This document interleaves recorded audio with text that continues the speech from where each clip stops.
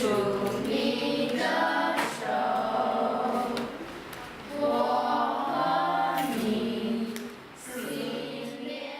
have been oppressed all over the world. It's not just here in America.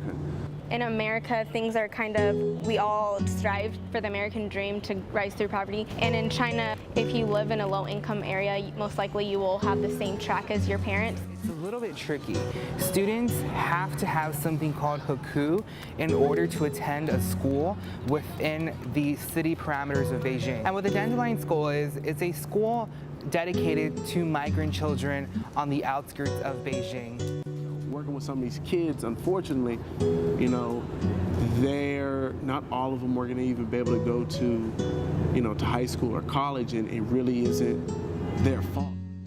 One of my professors, Dr. Ge Chen, sort of shared with us her story during the Cultural Revolution by someone who lived through the Cultural Revolution and who experienced those types of hardships. When she went back to a school that had children that were struggling or children that were disadvantaged, you sort of saw her in another light. I was consider myself a kind of privileged class growing up with daddy as a professor and mom a school principal until Cultural Revolution hit us. That the target of the Cultural Revolution was educators, intellectuals, and those with education background.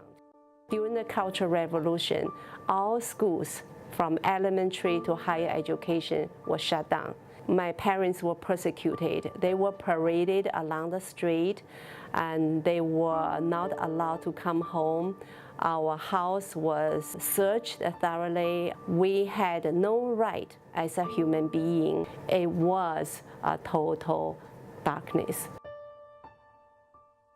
The importance of education in China following the Cultural Revolution and into the modern day is so important. That's why I feel when I notice that the lack of education and understanding education for millions of migrant students, it's injustice done to these students.